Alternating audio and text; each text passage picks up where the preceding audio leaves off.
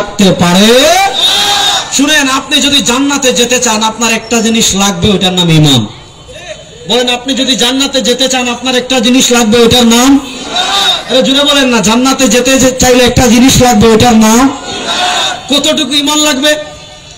আহলুস সুন্নাহ ওয়াল জামাতের আকীদার একটা গুরুত্বপূর্ণ পাঠ হলো শাফাআত। আহলুস সুন্নাহ ওয়াল জামাতের আকীদার তিনটা মাযহাব আছে, আশআরী, মাতুরিদি, আশআরী। আপনি ইমাম আবুল হাসান ইমাম আশআরীর কিতাব দেখতে পারেন, ইমাম মাতুরিদির কিতাব দেখতে পারেন, ইমাম আযম আবু হানিফা রাহিমাহুল্লাহ ফিকহুল আকবর আল ফিকহুল আবসাত দেখতে পারেন, ইমাম মাতুরিদি রাহিমাহুল্লাহর কিতাবুত তাওহীদ দেখতে পারেন, তাওয়িলাত আহলুস সুন্নাহ দেখতে পারেন, ইমাম তাহাবী রাহিমাহুল্লাহর আকীদাতুত তাহাবী দেখতে পারেন।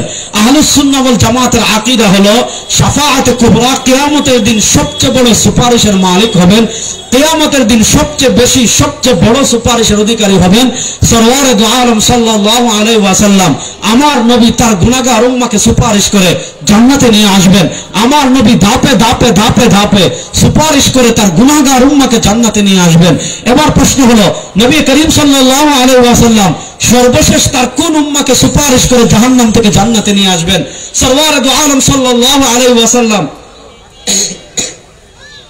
সহিহ মুসলিমের কিতাবুল ঈমানের বাবু শাফাআত প্রায় 41টা হাদিস এসেছে, বুখারী মুসলিমে প্রায় 41টা হাদিস এসেছে শাফাআত সংক্রান্ত।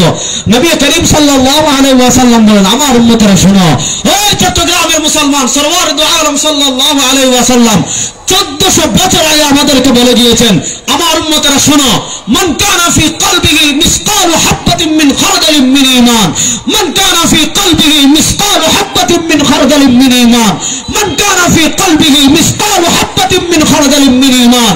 সরওয়ার দু আলম সাল্লাল্লাহু আলাইহি ওয়াসাল্লাম বলেছেন, আমার কোন উম্মত যদি সরষের দানা পরিমাণ ঈমান নিয়ে কবরে আসে, সরষের দানা বিন্দু পরিমাণ, একদম ছোট্ট ক্ষুদ্র, একদম বালুর চেয়ে আরো ছোট্ট হলো সরষের দানা।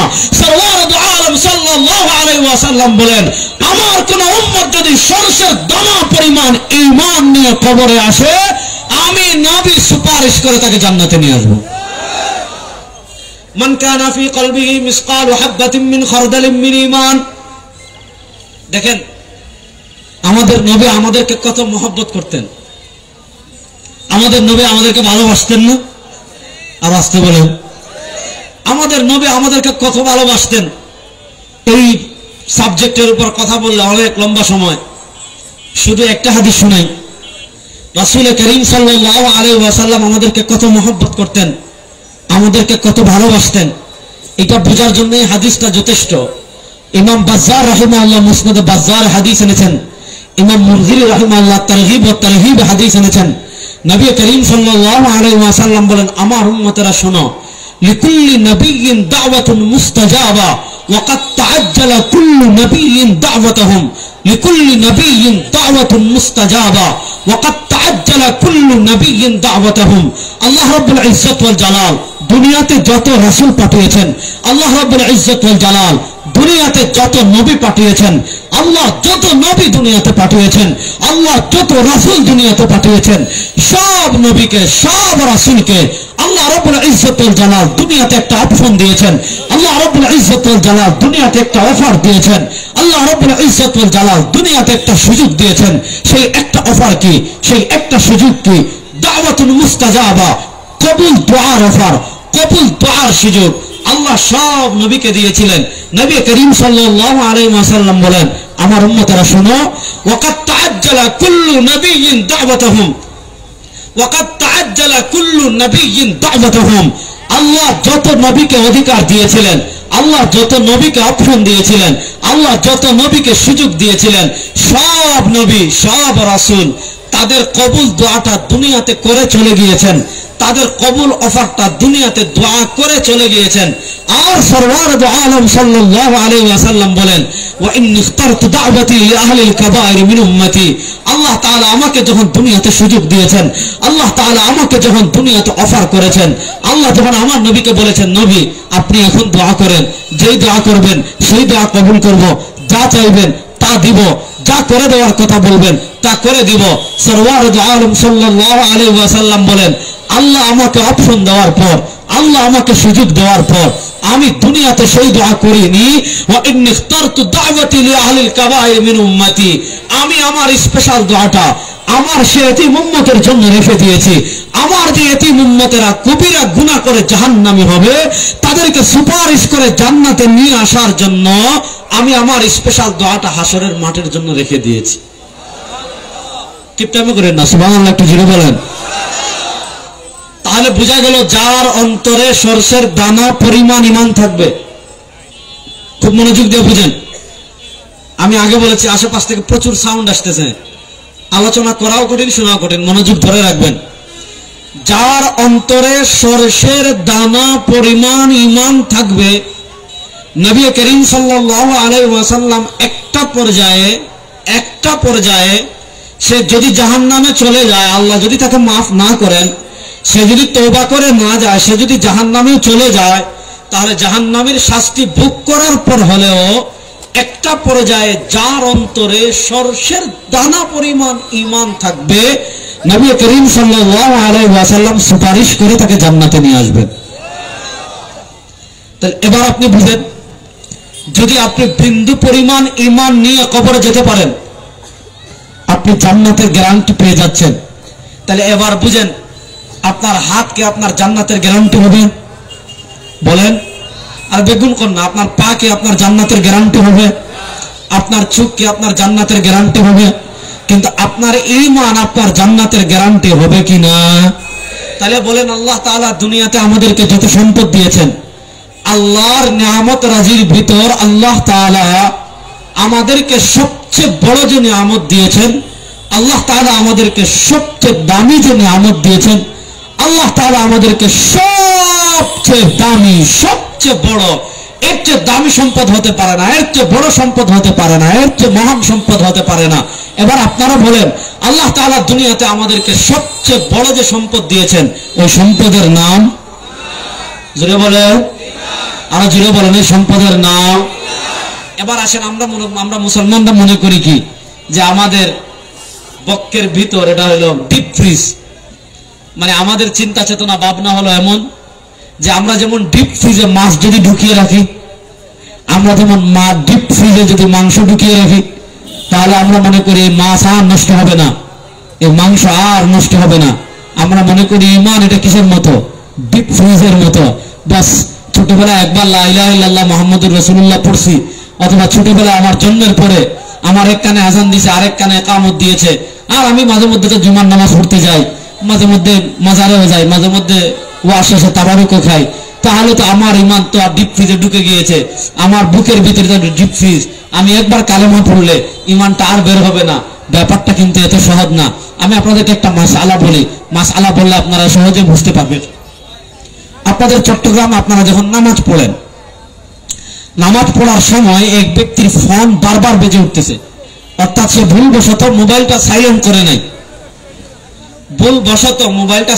করে নাই, তার ফোন একবার, দুইবার, তিনবার, চারবার, পাঁচবার, ছয়বার, সাতবার, আটবার, নয়বার বেজে উঠছে। বেচারা বিরক্ত হয়ে গিয়েছে। 10 নম্বর বার ফোন রিসিভ করে কথা বলতেছে, ভাই কেন এত ফোন দিচ্ছেন? আমি নামাজ পড়তেছি, 4 রাকাত নামাজের 3 রাকাত শেষ, 1 রাকাত বাকি আছে, ওই রাকাতটা শেষ করে আমি ফোন ব্যাক করতেছি। আচ্ছা বলেন, আপনারা বলেন, নামাজ অবস্থায় ফোন রিসিভ করে যদি কথা বলে, নামাজ থাকবে না নষ্ট হয়ে যাবে? তাইলে বোঝা গেল নামাজ অবস্থায় কিছু কাজ করলে নামাজ থাকে। বলেন, নামাজ অবস্থায় কিছু কাজ করলে নামাজ থাকে। 1 নম্বর ব্যাপারটা বুঝেন। এক ব্যক্তি রোজা রাখছে, রোজা রেখে বাজারে এসে দেখতেছে গরমের ভিতর একদম চকচক চকচক চকচক করতেছে, এক ব্যক্তি বরফের আইসক্রিম বিক্রি করতেছে। সে কি করেছে? তার রোজার কথা মনে আছে, রোজার কথা জানা থাকার পরও সে যদি বরফের আইসক্রিম খেয়ে ফেলেন, রোজা আছে না গেছে? এক ব্যক্তি অজু করেছে, অজু করার পর প্রচন্ড কাজ করেছে, সে প্রচন্ড ঘর্মাক্ত হয়ে গিয়েছে, প্রচন্ড ঘেমে গিয়েছে। প্রচন্ড ঘেমে যাওয়ার পর সে একটা রুমে প্রবেশ করেছে, যে রুমে এয়ার কন্ডিশন আছে। মানে এয়ার কন্ডিশন থাকার কারণে সে চেয়ারে হেলান দিয়ে নাক ডেকে ঘুমাচ্ছে। তার অজু আসে না ভেঙে গিয়েছে? দেখেন, রোজা অবস্থায় কিছু কাজ করলে রোজা থাকে না, নামাজ পড়া অবস্থায় কিছু কাজ করলে নামাজ থাকে না, অজু করা অবস্থায় কিছু কাজ করলে অজু থাকে না। হজ করা অবস্থায় কিছু কাজ করলে হজ থাকে না। এই যে কাজ করলে অজু ভেঙে যায় এগুলো হলো নওয়াকিজুল ওযু, অজু ভঙ্গের কারণ। যেই কাজগুলো করলে নামাজ ভেঙে যায় এই কাজগুলো হলো নওয়াকিজুল সালাত, নামাজ ভঙ্গের কারণ। যেই কাজ করলে রোজা ভেঙে যায় এই কাজগুলো, এই বিষয়গুলো নওয়াকিজুল সওম, রোজা ভঙ্গের কারণ। যে কাজ করলে হজ ভেঙে যায় এই কাজগুলো হলো নওয়াকিজুল হজ, হজ ভঙ্গের কারণ। চট্টগ্রামের বাইজিদের মুসলমান, নামাজ ভঙ্গের যেমন কারণ আছে, রোজা ভঙ্গের যেমন কারণ আছে, হজ ভঙ্গের যেমন কারণ আছে, যাকাত ভঙ্গের যেমন কারণ আছে, ঈমান ভঙ্গের কারণ আছে না নাই? আর আসতে বলেন, নামাজ ভঙ্গের যেমন কারণ আছে, রোজা ভঙ্গের যেমন কারণ আছে, হজ ভঙ্গের যেমন কারণ আছে, যাকাত ভঙ্গের যেমন কারণ আছে, ঠিক তেমনি ভাবে কিছু কাজ এমন আছে যে কাজগুলো করলে ঈমান থাকে না, কিছু বিশ্বাস এমন আছে যে বিশ্বাসগুলো করলে ঈমান থাকে না, কিছু চিন্তা এমন আছে যে চিন্তাগুলো করলে ঈমান থাকে না, কিছু কথা এমন আছে যে কথাগুলো বললে ঈমান থাকে না।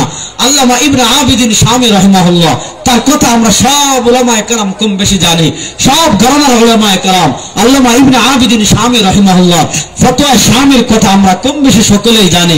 আল্লামা ইবনে আবিদিন শামী রাহিমাহুল্লাহ বলেছেন, সারা দুনিয়ার মুসলমানদের জন্য কোন কথা বললে ঈমান যায়, কোন কাজ করলে ঈমান যায়, কোন বিশ্বাস করলে ঈমান যায়। আবার বলে আল্লামা ইবনে আবিদিন শামী রাহিমাহুল্লাহ তার ফতোয়া শামীতে লিখেছেন, কোন কথা বললে ঈমান যায়, কোন কাজ করলে ঈমান যায়, কোন বিশ্বাস লালন করলে ঈমান যায়, এগুলো জানা সারা দুনিয়ার মুসলমানদের জন্য ফরজে আইন। অথচ দেখেন এই যে এখানে এত মুসলমান, আপনি আজানের আগে দুরূদ ও সালাম আছে কিনা এটা নিয়ে মারামারি করে শেষ। রাসূলুল্লাহর দুরূদ বসে পড়বেন নাকি দাঁড়িয়ে পড়বেন এটা নিয়ে মারামারি করতে করতে শেষ। রাসূলুল্লাহ সাল্লাল্লাহু আলাইহি ওয়াসাল্লামের নাম শুনে আঙ্গুলে চুমু লাগাবেন কিনা এটা নিয়ে মারামারি করতে করতে শেষ। কিন্তু আমি যদি জিজ্ঞাসা করি বলেন কি কাজ করলে ঈমান যায়, বলতে পারবেন না। আমি যদি জিজ্ঞাসা করি কোন বিশ্বাস লালন করলে ঈমান যায়, বলতে পারবেন না। আমি যদি বলি কোন কথা বললে ঈমান যায়, বলতে পারবেন না। অথচ ঈমান ভঙ্গের কারণগুলো জানা সারা দুনিয়ার মুসলমানদের জন্য ফরজে আইন।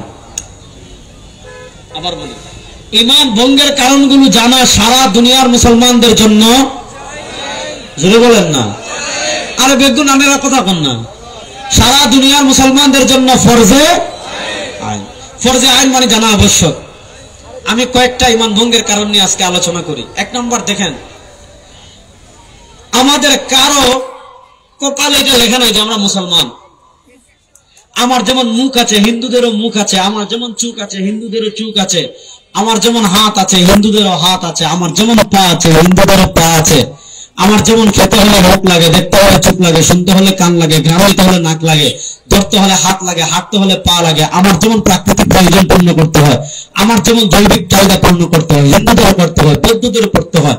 সৃষ্টিগত ভাবে সবাই তো মানুষ, কিন্তু আমার পরিচয় মুসলমান, তাদের পরিচয় হিন্দু, কারো পরিচয় বৌদ্ধ, কারো পরিচয় ইহুদি, কারো পরিচয় খ্রিস্টান। প্রশ্ন হলো এই পরিচয়ের ভিন্নতা কেন আসলো? সবারই তো হাত আছে, সবারই তো পা আছে, সবারই তো চোখ আছে, সবারই তো নাক আছে, সবারই তো মুখ আছে, সবারই তো পা আছে। প্রশ্ন হলো পরিচয়ের ভিন্নতা কেন আসলো? কিছু বিশ্বাস লালন করার কারণে আমরা মুসলমান, আমাদের চেয়ে ভিন্ন কিছু বিশ্বাস লালন করার কারণে তারা হিন্দু। এই খ্রিস্টানরা আরো কিছু ভিন্ন বিশ্বাস লালন করার কারণে তারা খ্রিস্টান।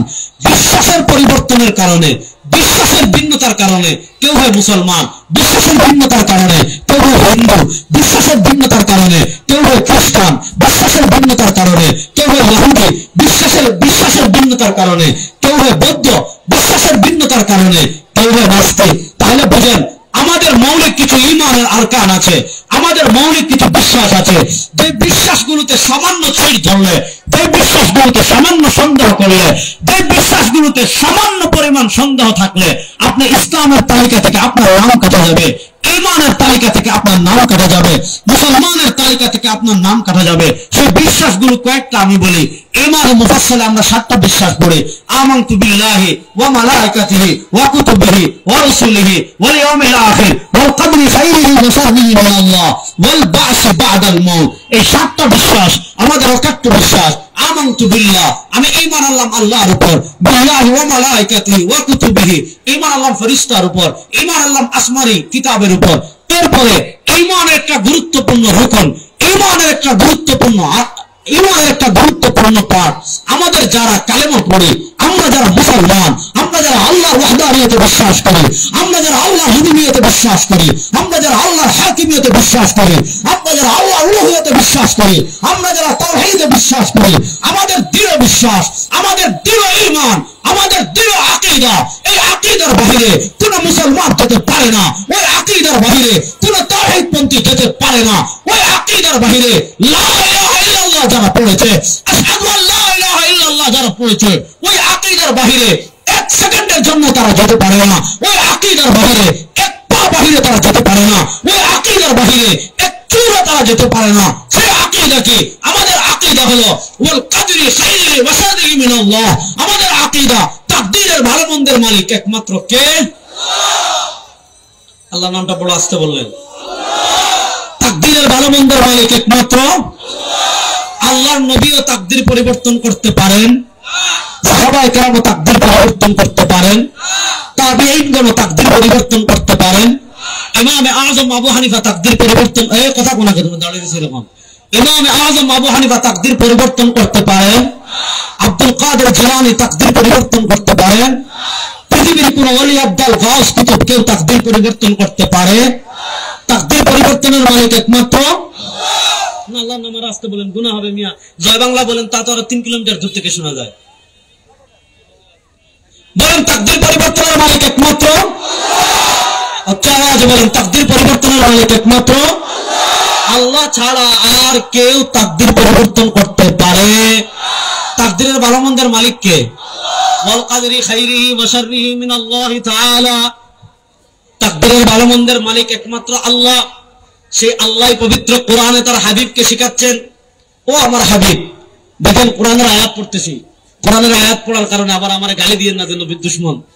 হ্যাঁ, এখন তো আপনি কোরআনের কথা বলবেন, হাদিসের কথা বলবেন, আপনি কবরের বিরুদ্ধে বলবেন, মাজারের বিরুদ্ধে বলবেন, কবরের সিজদার বিরুদ্ধে বলবেন, কবরের নাচানাচি করার কথা বলবেন, কবরের সাহায্য চাওয়ার কথা বিরুদ্ধে বলবেন, কবরের শিরকের বিরুদ্ধে বলবেন, কুফরের বিরুদ্ধে বলবেন, আপনার ট্যাগ লাগাই দিবে যে আপনি নবীর দুশমন। মানে শরীয়ত তার বাপের মানে ঠিকাদারি না। ভালো করে কোরআনের আয়াত শুনেন, কানে লাগে, কানে লাগে, কানে লাগে। আচ্ছা আমি দূর থেকে বলতে চাইলে আসতে যাবে, এখন কানে লাগে, এখন লাগেনি কানে? ভাই একটু এই সাউন্ড গুলো কমাই রাখো, বাইরে বাড়াই দাও, ভিতরে কমাই দাও, ঠিক আছে? আল্লাহ তাআলা পবিত্র কোরআনে নবী করিম সাল্লাল্লাহু আলাইহি ওয়াসাল্লামকে কি বলছেন একটু মনোযোগ দিয়ে শুনেন। কুল লা আমলিকু লিনাফসি নাফআন ওয়ালা দাররান ইল্লা মা শাআল্লাহ লাউ কুনতু আ'লামুল গায়ব লাস্তাকসারতু মিনাল খায়র। আল্লাহ তাআলা তার হাবিবকে বলছেন, কুল, নবী আপনি বলুন, লা আমলিকু, আমি মালিক নই। সহজ অনুবাদ করছি, লা আমলিকু, হাবিব আপনি বলেন আমি মালিক নই। কিসের মালিক নই? লা আমলিকু লিনাফসি, আমার নিজের। কিসের? নাফআন, উপকারের, ওয়ালা দাররান, কিংবা ক্ষতির। নবী করিম সাল্লাল্লাহু আলাইহি ওয়াসাল্লাম বলেন, আমার উম্মতেরা শোনো, আমার উম্মতেরা শোনো। আল্লাহ তাআলা নবীকে বলেন, ও আমার হাবিব, সারা দুনিয়ার সব মানুষকে আপনি ঘোষণা করে দিন, সারা দুনিয়ার সব মানুষকে আপনি শিখিয়ে দিন, লা আমলিকু, আমি মালিক নই, লিনাফসি, আমার নিজের, নাফআন, উপকারের, ওয়ালা দাররান, কিংবা ক্ষতির। হ্যাঁ, আমি নিজের কতটুকু উপকার করতে পারবো, আমি নিজের কতটুকু ক্ষতি করতে পারবো, আমি চাইলে আরেকজনের কতটুকু উপকার করতে পারবো, আমি চাইলে আরেকজনের কতটুকু ক্ষতি করতে পারবো। আল্লাহ তাআলা পবিত্র কোরআনে বলেন, ইল্লা মা শাআল্লাহ, ইল্লা মা শাআল্লাহ, ইল্লা মা শাআল্লাহ। যতটুকু চান কে? জোরে বলেন না, যতটুকু চান কে? হাদিসে নবী করিম সাল্লাল্লাহু আলাইহি ওয়াসাল্লাম আমাদেরকে তাওহীদ শিখাচ্ছেন।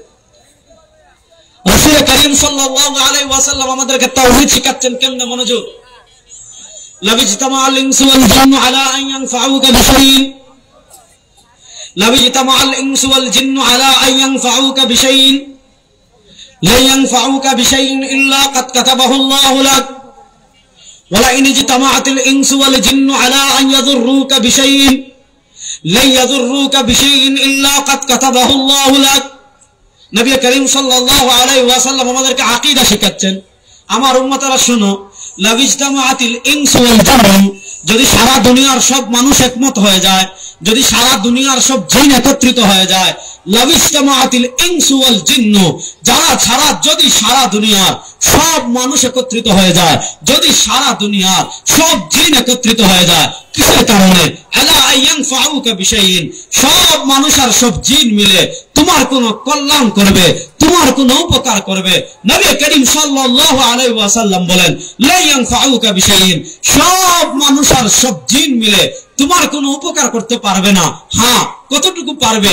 ইল্লা কাদ কাতাবাহুল্লাহু লাক, সব মানুষ আর সব জিন মিলে ততটুকুই উপকার করতে পারবে যতটুকু উপকার এবং উপকার করার কথা তাকদীরে লিখে রেখেছেন কে? আর আসতে বলেন, ওয়ালা ইনইসতামাআতিল ইনসু ওয়াল জিন্নু আলা আন ইয়াদুররুকা বিশাই। হাদিসের এই অংশটা ভালো, ঈমান শিখেন। আজকে আমরা পানির মতো ঈমান বিক্রি করে দিচ্ছি। নবী করিম সাল্লাল্লাহু আলাইহি ওয়াসাল্লাম বলেন, ওয়ালা ইনইসতামাআতিল ইনসু ওয়াল জিন, যদি সারা দুনিয়ার সব মানুষ একত্রিত হয়ে যায়, যদি সারা দুনিয়ার সব জিন একত্রিত হয়ে যায়, কেন? আলা আন ইয়াযুররুকা বিশাইইন, সব মানুষ আর সব জিন মিলে তোমার কোনো ক্ষতি করবে। নবী করিম সাল্লাল্লাহু আলাইহি ওয়াসাল্লাম বলেন, লা ইয়াযুররুকা বিশাইইন, সব মানুষ আর সব জিন মিলেও তোমার কোনো ক্ষতি করতে পারবে না। হ্যাঁ, সব মানুষ আর সব জিন মিলে তোমার কতটুকু ক্ষতি করবে? নবী করিম সাল্লাল্লাহু আলাইহি ওয়াসাল্লাম বলেন, সব মানুষ আর সব জিন মিলে ততটুকুই ক্ষতি করবে, ইল্লা কাদ কাতাবাহুল্লাহু লাক, সব মানুষ আর সব জিন মিলে ততটুকু ক্ষতি করতে পারবে যতটুকু ক্ষতি তাকদীরে লিখে রেখেছেন কে? তাহলে এবার বলেন, উপকারকে অপকার, ভালোকে মন্দ, মন্দকে ভালো, খারাপকে ভালো, বারককে খারাপ, বিপদ থেকে উদ্ধার, বিপদ থেকে মুসিবত, মুসিবত থেকে উদ্ধার, ভালো থেকে মন্দ, মন্দ থেকে ভালো, এই পুরো কুল কায়নাতের সব তাকদীরের মালিক একমাত্র আল্লাহ। আর আসতে বলেন, কুল কায়নাতের সব তাকদীরের মালিক একমাত্র আল্লাহ। এজন্য ইমাম তিরমিজি রাহিমাহুল্লাহ সুনানুত তিরমিজির কিতাবুল আদাবে হাদিস এনেছেন, পৃথিবীতে তাকদীর পরিবর্তন করতে পারে মাত্র একটা জিনিস। খুব মনোযোগ, পৃথিবীতে তাকদীর পরিবর্তন করতে পারে মাত্র, মুখ খুলে বলেন, পৃথিবীতে তাকদীর পরিবর্তন করতে পারে মাত্র একটা জিনিস। সেটা কি? নবী করিম সাল্লাল্লাহু আলাইহি ওয়াসাল্লাম বলেন, লা ইউরাদ্দুল কদর, তাকদীর পরিবর্তন করতে পারে না, তবে একটা জিনিস পারে, ইল্লা দুআ। লা ইউরাদ্দুল কদর ইল্লা দুআ, আল্লাহর কাছে দোয়া ছাড়া আপনি কারো কাছে গিয়ে মহিষ দিলেন, কারো কাছে গিয়ে গরু দিলেন, কারো কাছে গিয়ে ছাগল দিলেন, কারো কাছে গিয়ে ডিম দিলেন, কারো কাছে গিয়ে হাঁস দিলেন, না, গরু তাকদীর পরিবর্তন করতে পারে না, হাঁস তাকদীর পরিবর্তন করতে পারে না, মহিষ তাকদীর পরিবর্তন করতে পারে না, ডিম তাকদীর পরিবর্তন করতে পারে না, লাল সুতা তাকদীর পরিবর্তন করতে পারে না, কচ্ছপ তাকদীর পরিবর্তন করতে পারে না, কোন শায়েখ তাকদীর পরিবর্তন করতে পারেন না, কোন পীর তাকদীর পরিবর্তন করতে পারেন না, কোন মাজারওয়ালা তাকদীর পরিবর্তন করতে পারেন না, কোন খানকার ওলি তাকদীর পরিবর্তন করতে পারেন না। লা ইয়াদুল কদর ইল্লা দুআ, আল্লাহর কাছে দোয়া করা ছাড়া আর কোন কিছুতে তাকদীর পরিবর্তন হয়। এই আকীদা ক্লিয়ার রাখতে হবে। দেখেন, বদরের যুদ্ধের দিন, খুব মনোযোগ, বদরের যুদ্ধের দিন মুসলমান সংখ্যা মাত্র 313, কাফেররা সংখ্যা 1000, প্রায় দ্বিগুণ, 3 গুণ। এর ভিতরে মুসলমানদের অস্ত্র কম, মুসলমানদের সৈন্য কম, কাফেরদের অস্ত্র বেশি, কাফেরদের সৈন্য বেশি। আল্লাহ নবী সাল্লাল্লাহু আলাইহি ওয়াসাল্লাম, যেহেতু নবী করিম সাল্লাল্লাহু আলাইহি ওয়াসাল্লাম বের হয়েছিলেন আরবের বাণিজ্যিক কাফেলাকে ধাওয়া করার জন্য, আল্লাহ নবী সাল্লাল্লাহু আলাইহি ওয়াসাল্লাম কিন্তু যুদ্ধের উদ্দেশ্যে বের হয়নি। আল্লাহ নবী সাল্লাল্লাহু আলাইহি ওয়াসাল্লাম বের হয়েছেন আরবের বাণিজ্যিক কাফেলাকে ধাওয়া করার জন্য। কিন্তু আবু সুফিয়ান তো তখন চালাক ছিলেন, তিনি সমুদ্রের রাস্তা দিয়ে চলে গিয়েছেন আর মক্কায় খবর পাঠিয়েছেন, একটু বুড়ি, তার উপর পয়সা, আবার বড় বাড়ি। এতদিন থেকে মক্কার কাফেররা রাগ জমে আছে, ফুসলে আছে, যে যেভাবে হোক মুহাম্মদ সাল্লাল্লাহু আলাইহি ওয়াসাল্লামকে শাস্তি করবো। এখন একটা সুযোগ পাইছে, 1000-এর বিশাল বাহিনী নিয়ে বদরে চলে আসছে। তারা উঠে চলে আসছে, ঘোড়ায় চড়ে আসছে, বাহনে চলে আসছে, দ্রুত আসছে। রাসূলুল্লাহ সাল্লাল্লাহু আলাইহি ওয়াসাল্লামের সাথে তো মাত্র 2 না 3টা ঘোড়া ছিল। সাহাবায়ে কেরাম রমজান মাস হেঁটে হেঁটে হেঁটে হেঁটে হেঁটে হেঁটে বদরে এসে দেখেন বাণিজ্যিক কাফেলা তো চলে গেছে, কিন্তু 1000-এর বাহিনী কি করছে? অপেক্ষা করছে। নবী করিম সাল্লাল্লাহু আলাইহি ওয়াসাল্লাম সাহাবা ইকরাম রিজওয়ানুল্লাহি আলাইহির সাথে মাশওয়ারা করলেন যুদ্ধ করবেন নাকি পিছনে হটবেন। সাহাবা ইকরামের সাথে যখন মাশওয়ারা করলেন, হযরত সিদ্দিক আকবর প্রথম দাঁড়ালেন, দাঁড়িয়ে বললেন, ইয়া রাসূলুল্লাহ, আমরা যুদ্ধ করার জন্য প্রস্তুত আছি। আল্লাহ নবী সিদ্দিক আকবরকে বসিয়ে দিলেন, কারণ সিদ্দিক আকবর তো মুহাজির, তিনি বাড়ি ঘর আত্মীয় স্বজন সমাজ সম্পত্তি সব মক্কায় রেখে এসেছেন, তিনি তো যুদ্ধ করবেনই। আর যুদ্ধ করলে তো মুহাজিরদের কোনো ক্ষতি হবে না, মদিনার অনেক ক্ষতি হবে, মদিনা রাষ্ট্রের ক্ষতি হবে, তাদের উপর হুমকি আসবে। এজন্য নবী করিম সাল্লাল্লাহু আলাইহি ওয়াসাল্লাম মূলত আনসার সাহাবা ইকরামের মতামত জানতে চাচ্ছিলেন। রাসূলুল্লাহ সাল্লাল্লাহু আলাইহি ওয়াসাল্লাম আনসার সাহাবা ইকরামের মতামত যখন জানতে চাচ্ছিলেন, হযরত মিকদাদ ইবনে আসওয়াদ রাদিয়াল্লাহু তাআলা আনহু, তিনি আনসার সাহাবীদের সর্দার ছিলেন, তিনি দাঁড়িয়ে গেলেন, দাঁড়িয়ে বললেন, ইয়া রাসূলুল্লাহ, লা নাকুলু কামা ক্বালা আসহাবু মূসা, ইযহাব আনতা ওয়া রাব্বুকা ফাকাতিলা, ইন্না হাউনা কাঈদুন মুকাতিল আন ইয়ামিনি ওয়া আন খালফি ওয়া আন শিমালি ওয়া আন আমামি। ইয়া রাসূলুল্লাহ, আপনি আমাদের থেকে যুদ্ধের মতামত নিতে চাচ্ছেন। ইয়া রাসূলুল্লাহ, লা নাকুলু কামা ক্বালা আসহাবু মূসা, আমরা মূসা সাহাবীদের মতো এটা বলবো না যে ইযহাব আনতা ওয়া রাব্বুকা ফাকাতিলা, আপনি আর আপনার রব গিয়ে যুদ্ধ করেন, আমরা বসে থাকবো না। ইয়া রাসূলুল্লাহ, আমরা ইহুদিদের মতো এই কথা বলবো না, আপনি আর আল্লাহ যুদ্ধ করেন, আমরা যাব না। না ইয়া রাসূলুল্লাহ, যতক্ষণ আমাদের শরীরে প্রাণ থাকবে, যতক্ষণ আমাদের শরীরে রক্ত থাকবে, যতক্ষণ আমাদের শরীরে জান থাকবে, মুকাতিল আল ইয়ামিনি ওয়া আন শিমালি ওয়া আন খালফি ওয়া আন আমামি, ওয়া আল্লাহ নবী, যতক্ষণ আমাদের শরীরে প্রাণ থাকবে, আপনার সামনে বামে সামনে পিছনে থেকে আল্লাহর রাস্তায় জিহাদ করব। রাসূল করিম সাল্লাল্লাহু আলাইহি ওয়াসাল্লাম যখন আনসার সাহাবা ইকরামের জবাব দিলেন, নবী করিম সাল্লাল্লাহু আলাইহি ওয়াসাল্লাম যুদ্ধের নির্দেশ দিলেন।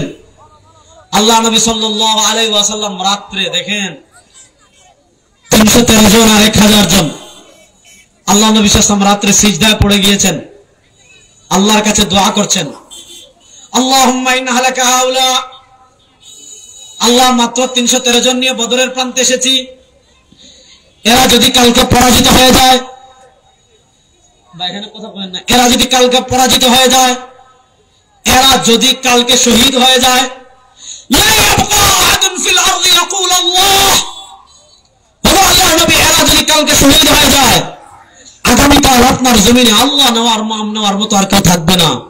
আল্লাহ নবী সিজদায় পড়ে এমন ভাবে কাকুতি মিনতি করছেন, আল্লাহ নবী এমন ভাবে দোয়া করছেন, আল্লাহ নবী সিজদায় পড়ে এমন ভাবে কান্না করছেন, সিদ্দিক আকবর রাদিয়াল্লাহু তাআলা পাশ থেকে যখন দেখছেন আল্লাহ নবী ইস্তিরারের হালত, আল্লাহ নবী কান্নার হালত, আল্লাহ নবী রোনাজারির হালত, সিদ্দিক আকবর রাদিয়াল্লাহু তাআলা এসে নবী করিম সাল্লাল্লাহু আলাইহি ওয়াসাল্লামের হাত ধরে বললেন, ইলা ইয়াকফিকা ইয়া রাসূলুল্লাহ, ওগো আল্লাহ নবী, আপনি মাথা তোলেন, ওগো আল্লাহ নবী, আপনার আর কান্না করা লাগবে না, আজকে যে কান্না আপনি করেছেন, আজকে যে দোয়া আপনি করেছেন, আমি আল্লাহর জাতের কসম করে বলতে পারি, আল্লাহ আপনার দোয়া ফিরিয়ে দিতে পারেন না। আগামীকালকে বদরের যুদ্ধে আমরা বিজয়ী হব ইনশাআল্লাহ। তাহলে আল্লাহ নবী সাল্লাল্লাহু আলাইহি ওয়াসাল্লামের কাছ থেকে আমরা কি শিখলাম? বিপদে পড়লে মহিষ না দৌড়াইতাম। কথা ভালো করে বলেন, আল্লাহ নবী সাল্লাল্লাহু আলাইহি ওয়াসাল্লামের এই হাদিস থেকে আমরা কি বুঝলাম? বিপদে পড়লে দোয়া করব কার কাছে? দেখেন হযরত ইয়াকুব আলাইহিস সালাম, সাউন্ড ইচ্ছা করে কম রাখছি, সমস্যা নেই। হযরত ইয়াকুব আলাইহিস সালামের দুই ছেলে হারিয়েছেন, ইউসুফকে হারিয়েছেন, বিনিয়ামিনকে হারিয়েছেন। দুই ছেলে হারানোর কষ্ট, অনেক কষ্ট। ইউসুফকে অনেক মহব্বত করতেন, আবার ইউসুফের ভাই বিনিয়ামিনের চেহারা কিছুটা ইউসুফের মতো ছিল। ইয়াকুব ইউসুফের সুখ কিছুটা বিনিয়ামিনকে দিয়ে কাটাতেন। বিনিয়ামিনকে যখন মিশরে বন্দী করা হলো, ইউসুফ আলাইহিস সালাম আটকে রাখলেন, তখন তো ইউসুফ আলাইহিস সালামের ভাই ওরা জানে না যে উনি বিনিয়ামিন, উনি ইউসুফ। যখন ইয়াকুব আলাইহিস সালামের কাছে এই বার্তাটা আসছে, তিনি কি বলেছিলেন? ইন্নামা আশকু বাসি ওয়া হুজনি ইলাল্লাহ, আমার চিন্তা পেরেশানি সব বলবো একমাত্র কার কাছে? ইন্নামা আশকু বাসি ওয়া হুজনি ইলাল্লাহ। এজন্য দেখেন, আপনি যদি এটা বিশ্বাস করেন যে অমুক পীর সাহেবের এখানে 5000 টাকা দিলে আমার জান্নাত নিশ্চিত, অমুক পীর সাহেবের উরুসে মহিষ দিলে আমার জান্নাত নিশ্চিত, অথবা অমুক রেজাউল করিম আবরার সাহেবের এখানে 10,000 টাকা ওয়াজে দিলে জান্নাত নিশ্চিত, নাউজুবিল্লাহ। যদি এটা আপনি বিশ্বাস করেন, আপনার মাঝে আর আইয়ামে জাহিলিয়াতের কাফেরদের মাঝে কোনো পার্থক্য নাই। খুব মনোযোগ দিয়ে বলেন। আপনার জান্নাত নিশ্চিত হবে যদি আপনার ঈমান থাকে। বলেন, আপনার জান্নাত নিশ্চিত হবে যদি আপনার, আর ঈমান ছাড়া জান্নাত এত সহজ। সুতরাং আকীদা বিশ্বাস ক্লিয়ার রাখবেন, আকীদা বিশ্বাস ক্লিয়ার রাখবেন যে কোন পীর তাকদীর পরিবর্তন করতে পারে না, কোন মাজারওয়ালা তাকদীর পরিবর্তন করতে পারে না, কোন আলেম তাকদীর পরিবর্তন করতে পারে না। কোন পীর যদি বলে আমার এখানে টাকা দাও, তোমার তাকদীর পরিবর্তন হয়ে যাবে। দেখেন আল্লাহ নবী সাল্লাল্লাহু আলাইহি ওয়াসাল্লামের কাছে সাহাবায়ে কেরাম গেলে রাসূলুল্লাহ সাল্লাল্লাহু আলাইহি ওয়াসাল্লাম সাহাবায়ে কেরামকে শিখাতেন আল্লাহর কাছে দোয়া করো। আর আমাদের দেশে এমন বড় পীর আছে, আপনি বহুদে পরে তার কাছে গেছেন, সে বলবে আমার অনসে মোশ মান্নাত কর। আছে না নাই? এগুলা পীর না বাপ্পা? এগুলা পীর না বাপ্পা? এগুলো কিছু বাপ্পা ইমাম চোর আমাদের সমাজে আছে না নাই? খুব ভালো করে বুঝেন। সূরা ফাতিহা আমরা পড়ি না? আর বলেন না, কিন্তু সূরা ফাতিহা থেকে আমরা আকীদা শিখি না, এটা হলো কথা। সূরা ফাতিহা আমরা কি পড়ি? আলহামদুলিল্লাহি রাব্বিল আলামিন, আর রহমানির রহিম, মালিক ইয়াউমিদ্দিন। এরপরে কি? সবাই বলেন, ইয়াকা না'বুদু ওয়া ইয়াকা, বলেন না, ইয়াকা না'বুদু ওয়া ইয়াকা। ইয়াকা না'বুদু, ইবাদত করবে একমাত্র কার? মুসলমান জোরে বলেন। আল্লাহ ছাড়া কোন পীরের ইবাদত করা যাবে? আল্লাহ ছাড়া কোন শাইখের ইবাদত করা যাবে? আল্লাহ ছাড়া কোন মাজারের ইবাদত করা যাবে? আল্লাহ ছাড়া কোন কবরের ইবাদত করা যাবে? আল্লাহ ছাড়া কোন মানুষের ইবাদত করা যাবে? মুসলমান ইবাদত করবে একমাত্র কার? দেখেন আইয়ামে জাহিলিয়াতের কাফেরেরা সিজদা দিত তারকাকে, অর্থাৎ তাদের এক রব ছিল তারকা। আইয়ামে জাহিলিয়াতের কাফেরেরা সিজদা দিত সূর্যকে, তাদের এক রব ছিল সূর্য।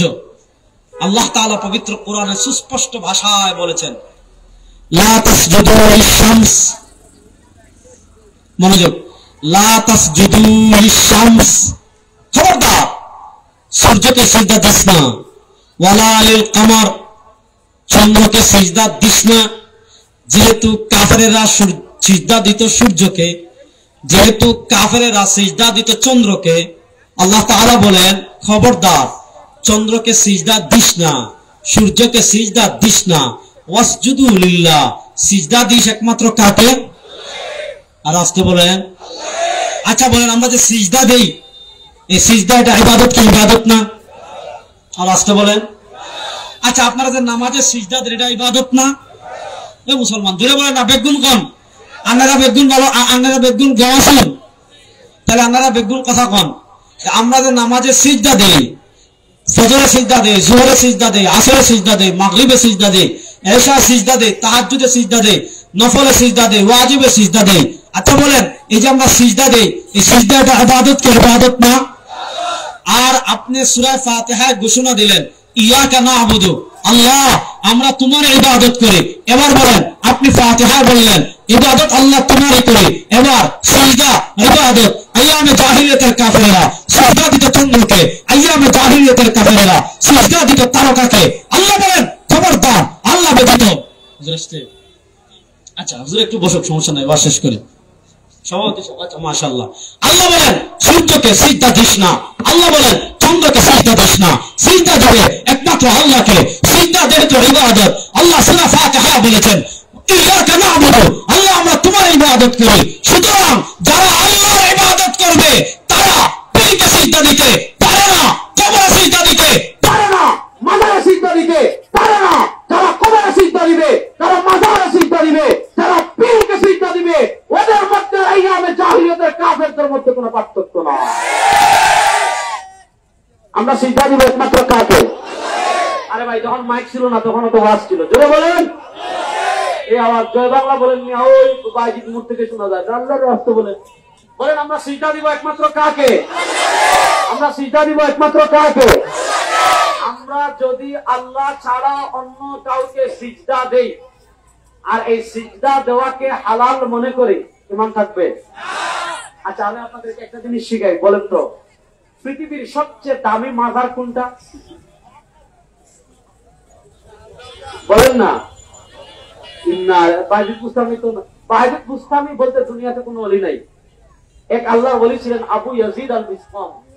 ওই আবু ইয়াজিদ আল বিসতামি বাংলাদেশের মানুষ বায়জিদ বুস্তামি বানাই দিয়েছে। আমি বায়জিদ বুস্তামি নিয়ে পরে আসবো, আগে যেটা আমি আপনাদেরকে বলে এটা শুনেন। পৃথিবীর সবচেয়ে দামি মাজার কোনটা? মদিনায়। মদিনা ওয়ালার চেয়ে দামি মাজার দুনিয়াতে আছে? মদিনা ওয়ালার থেকে দামি কবর দুনিয়াতে আছে? আজকে দেখেন আমরা কত কাজ করি আবেগের নামে। আজকে আমরা কত কাজ করি আবেগের নামে। সরওয়ারে দু আলম সাল্লাল্লাহু আলাইহি ওয়াসাল্লামের মাকবারাত থেকে দামি কবর, মদিনা থেকে দামি কবর, মদিনা থেকে দামি মাজার, মদিনা থেকে দামি রওজা পৃথিবীর আর কোথাও নাই। আসেনি? এবার আসেন, নবী করিম সাল্লাল্লাহু আলাইহি ওয়াসাল্লাম ইন্তেকালের আগে আমাদেরকে কিছু ওসিয়ত করে দিয়েছেন। রাসূলুল্লাহ সাল্লাল্লাহু আলাইহি ওয়াসাল্লাম ইন্তেকালের আগে আমাদেরকে কিছু নসিহত করে দিয়েছেন। তার মধ্যে একটা ওসিয়ত আমি আপনাদেরকে শোনাই। রাসূলুল্লাহ সাল্লাল্লাহু আলাইহি ওয়াসাল্লাম একটা ওসিয়ত করেছেন, লা তাজআলু কবরি ওয়াসানান ইউবাদ। মনোযোগ, লা তাজআলু কবরি ওয়াসানান ইউবাদ। ও আমার উম্মত, আমাকে যখন রওজা মুবারকে দাফন করা হবে, আমার কবরকে তোমরা পূজা তথা ইবাদতের জায়গা বানাইও না। লা তাজআলু কবরি ওয়াসানান, আমার কবরকে পূজার জায়গা এমন ভাবে বানাইও না ইবাদত, মানুষ এসে কবরের ইবাদত করে। কেন? ইন্নামাস্তাদ্দা গাযাবুল্লাহি আলা কওমিন, এই সম্প্রদায়ের উপর আল্লাহ রাগান্বিত হন তাদের উপর, আল্লাযীনা ইত্তাখাযু কুবুর আমবিয়াইহিম মাসাজিদ, যারা তাদের নবীদের কবরকে সিজদার জায়গা বানায়, যারা তাদের নবীদের কবরকে পূজার জায়গা বানায়, যারা তাদের নবীদের কবরকে উৎসবে নবীদের কবরে সিজদা দেয়, এর উপর আল্লাহর আযাব পতিত হয়, এর উপর আল্লাহর গজব পতিত হয়। নবী করিম সাল্লাল্লাহু আলাইহি ওয়াসাল্লাম বলেন, লা লা'নাল্লাহুল ইয়াহুদা ওয়ান নাসারা। নবী করিম সাল্লাল্লাহু আলাইহি ওয়াসাল্লাম বলেন, লা'নাল্লাহুল ইয়াহুদা ওয়ান নাসারা, ইহুদিদের উপর আল্লাহ লানত, খ্রিস্টানদের উপর আল্লাহ লানত। ইহুদিদের উপর আল্লাহ লানত কেন?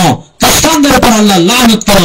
ইহুদিদের উপর আল্লাহ লানত হওয়ার কারণ হলো, খ্রিস্টানদের উপর আল্লাহ লানত হওয়ার কারণ হলো ইত্তাখাযু কুবুর আমবিয়াইহিম মাসাজিদ। ইহুদিরা তাদের নবীদের কবরে সিজদা দিত, খ্রিস্টানরা তাদের নবীদের কবরে সিজদা দিত। এজন্য নবী করিম সাল্লাল্লাহু আলাইহি ওয়াসাল্লাম বলেছেন, ইহুদিরা তাদের নবীদের কবরে সিজদা দিয়ে শিরক হয়ে মুশরিক হয়ে গিয়েছে, খ্রিস্টানরা তাদের নবীদের কবরে সিজদা দিয়ে মুশরিক হয়ে গিয়েছে, আল্লাহর আযাব তাদের উপর পতিত হয়েছে। এজন্য নবী করিম সাল্লাল্লাহু আলাইহি ওয়াসাল্লাম ইন্তেকালের আগে তাকে নিয়ে ওসিয়ত করে দিয়েছেন, খবরদার আমার উম্মত, লা তুতরুনি কামা আতরাতিল ইয়াহুদ ওয়ান নাসারা, লা তুতরুনি কামা আতরাতিল ইয়াহুদ ওয়ান নাসারা। ও আমার উম্মত, ইহুদিরা তাদের নবীকে নিয়ে বাড়াবাড়ি করেছে, খ্রিস্টানরা তাদের নবীকে নিয়ে বাড়াবাড়ি করেছে। ইহুদিরা তাদের নবীকে নিয়ে বাড়াবাড়ি করে উযাইরকে বানিয়ে ফেলেছে আল্লাহর পুত্র, খ্রিস্টানরা তাদের নবী ঈসাকে নিয়ে বাড়াবাড়ি করে বানিয়ে ফেলেছে আল্লাহর পুত্র। সরওয়ারে দু আলম সাল্লাল্লাহু আলাইহি ওয়াসাল্লাম বলেন, ও আমার উম্মত শুন, ইহুদিরা তাদের নবীকে নিয়ে বাড়াবাড়ি করেছে, খ্রিস্টানরা তাদের নবীকে নিয়ে বাড়াবাড়ি করেছে। সরওয়ারে দু আলম সাল্লাল্লাহু আলাইহি ওয়াসাল্লাম বলেন, আমার উম্মতেরা শোনো, লা তুতরুনি, আমারে নিয়ে বাড়াবাড়ি করিস না, তেমন বাড়াবাড়ি করিস না কামা আতরাতিল ইয়াহুদ ওয়ান নাসারা, যেমন বাড়াবাড়ি করেছে ইহুদিরা, যেমন বাড়াবাড়ি করেছে খ্রিস্টানরা। ইহুদিরা যেমন তাদের নবীর নামে আবেগ দেখে অনেক কাজ করে যেগুলো শরিয়া সাপোর্ট করে না, খ্রিস্টানরা যেমন অনেক আবেগ দেখে এমন কাজ করে যেগুলো তাদের ধর্ম সাপোর্ট করে না। আমার নবী তার কবরে সিজদা দিতে নিষেধ করেছেন, আমার নবী নিজে তার রওজা সিজদা দিতে নিষেধ করেছেন। সেখানে যদি তোমার পীর তার কবরে সিজদা দিতে বলে, তোমার পীর তার বাপের কবরে সিজদা দিতে বলে, তোমার পীর তার পীরের কবরে সিজদা দিতে বলে, তোমার পীর যদি তোমার শেখায় তার বাপের কবরে গাছ সিজদা দে, তার বাপের কবরে পাথর সিজদা দে, তুমি তার বাপের কবরে সিজদা দাও, তুমি তোমার পীরের কবরে সিজদা দাও, তোমার পীর মুশরিক, তুমিও মুশরিক, তোমার পীর জাহান্নামী, তুমিও জাহান্নামী, তোমার পীর আইয়ামে জাহিলিয়াত, ওই মূর্তি পূজক, চন্দ্র পূজক, সূর্য পূজকদের মধ্যে কোনো পার্থক্য না। আমরা এই সিজদা দিব একমাত্র কাকে? আল্লাহর নামটা বলে আসতে বলি। এই আমার কপাল সৃষ্টি করেছেন কে? আমাকে দুনিয়াতে সৃষ্টি করেছেন কে? আমাদেরকে সৃষ্টি করেছেন আল্লাহ বলে আমরা ইবাদত করি একমাত্র আল্লাহ, আমরা বিশ্বাস করি ক্ষমতার মালিক আল্লাহ,